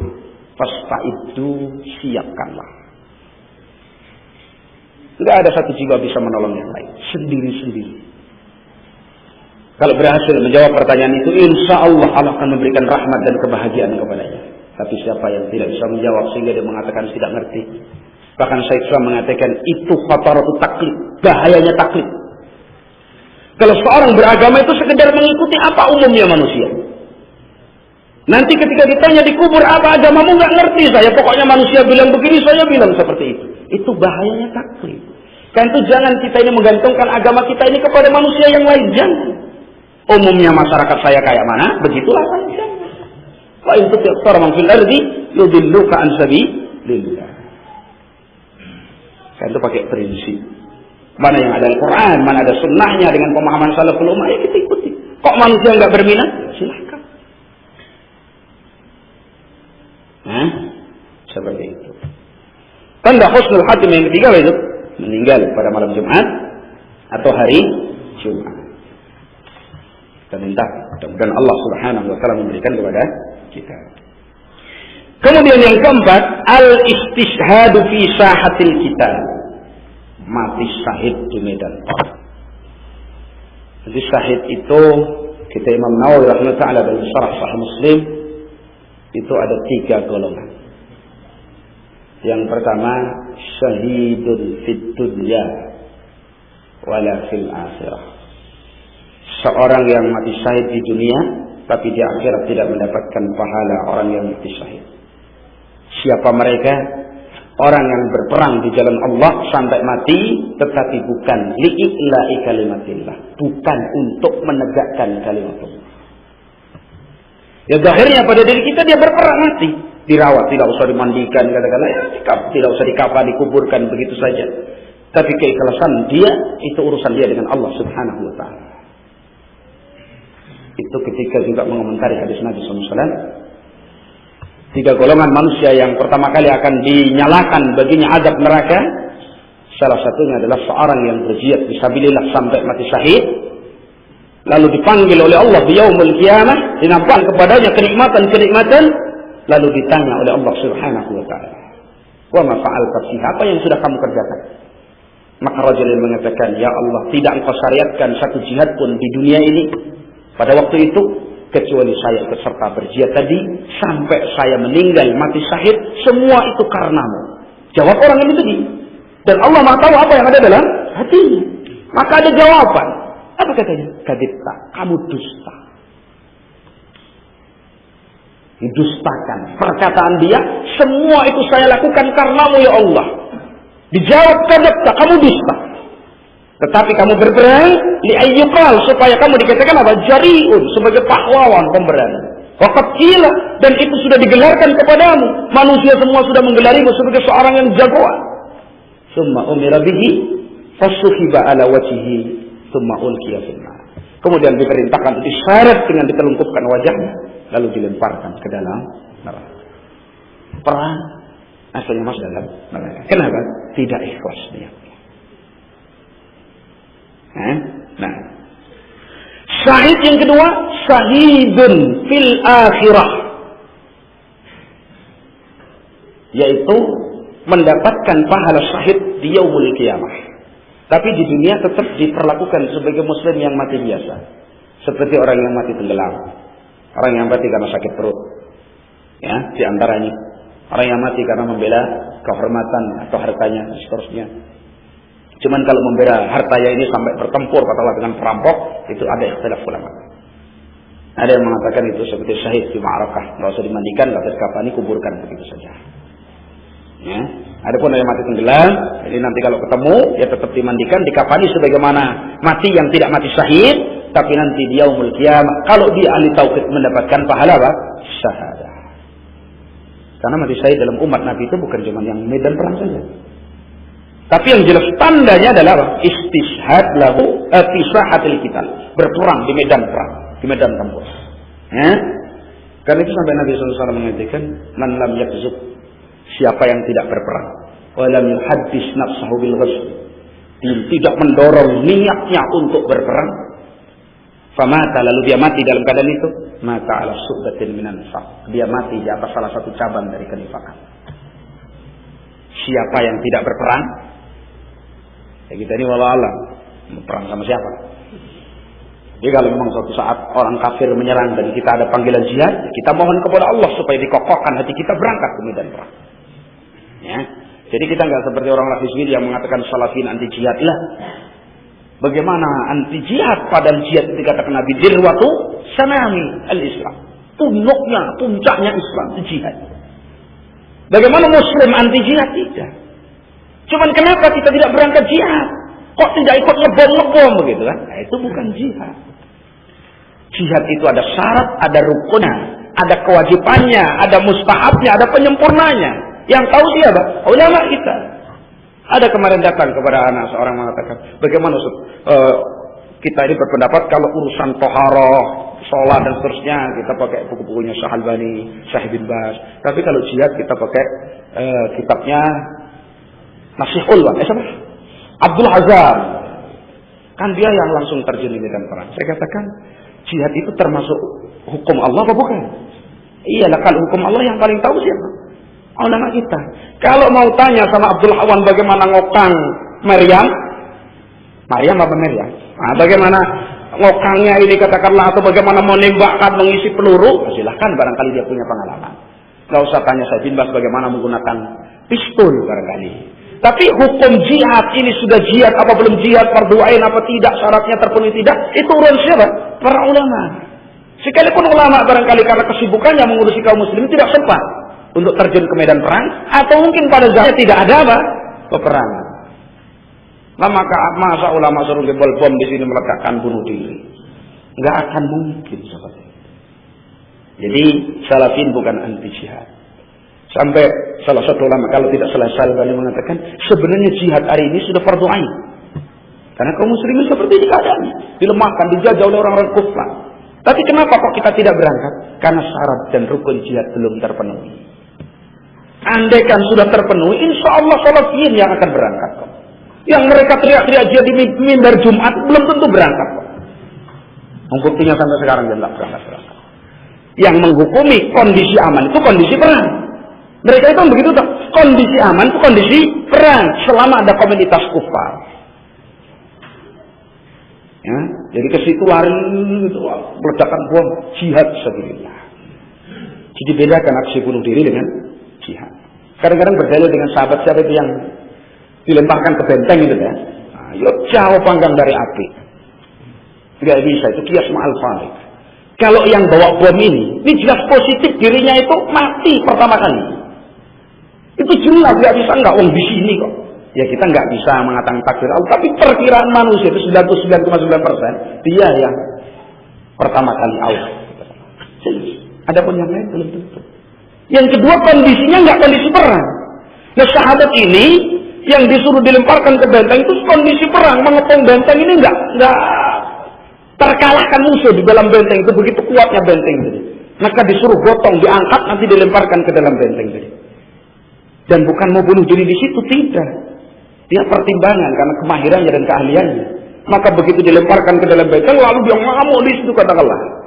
Akhirnya dengan pertolongan Allah, ya, kemudian kemahiran dia di dalam berperang, dia bisa mematahkan lawan itu sekalipun seorang diri. Sampai akhirnya bisa membuka pintu benteng, kaum muslimin masuk. Mendapatlah kemenangan. Perhitungan bunuh itu belum ada. Kalau ini sudah jelas, pencet mati ya. Nah, kan jauh mengkiaskan seperti itu. Yang kedua itu kondisi perang. Lah ini perang sama siapa? Ya, begitu macet katakanlah. Begitu lari sampai rumah meledak malahan. Akhirnya orang kafirnya nggak mati. Ya, itu nanti. Jadi syahid fisabilillah. Yang kedua syahid di akhirat, tapi di dunia seperti mati biasa. Kemudian syahidun fid dunya wal akhirah. Orang yang mati di medan perang, lalu dia ikhlas itu untuk menegakkan kalimatullah. Maka di dunia diperlakukan sebagai orang yang mati syahid, tidak perlu dimandikan dan kapan dikuburkan begitu saja. Di akhirat dia mendapatkan pahala apa? As-syahadah. Itu yang afdal. Ya. Qala Allah Ta'ala, Allah Subhanahu wa taala berfirman, "Wa la tahsabanna alladziina qutilu fi sabilillahi amwata." Jangan kalian mengira orang-orang yang mati terbunuh di medan perang itu mati. Ya. Coba ini hukum Allah. Ya. Bal ahya'un inda rabbihim yurzaqun. Bahkan mereka itu hidup di sisi Allah, diberi rezeki. Di sini menanamkan akidah kepada kita bahwa saudara kita yang mati syahid di medan perang, ahya'un inda rabbihim yurzaqun. Mereka hidup di sisi Allah, diberi rezeki. Sebagai balasan dari Allah Subhanahu wa taala, rahmat dan fadilah. Ya, tenang. Ikhwan fillah rahimani wa rahimakumullah. Itu tanda yang keempat dari alamah husnul khatimah insyaallah. Dan kita sampai di sini dulu. Kita lanjutkan pada pertemuan yang akan datang bi'aunillahi subhanahu wa ta'ala. Kembali wasiat saya untuk antum semuanya dan juga untuk saya pribadi, mari kita jaga hal-hal yang nanti akan mengakibatkan kita ini terjauhkan dari husnul khatimah. Terutama mari kita jaga tauhid kita. Kita dengar wasiat Rasulullah SAW, la tusyrik billah, jangan kamu mensekutukan Allah. Wa in kutilta au kurikta, sekalipun kamu dibunuh atau dibakar. Itu menunjukkan Rasulullah SAW betul-betul memberikan wasiat yang sangat dalam sehingga kita bisa mati dalam keadaan mentauhidkan Allah Subhanahu wa taala. Demikian wa akhiru da'wana alhamdulillahirabbil alamin. Kemudian ada pengumuman dari Abi Ahmad. Ilahi tafadhal.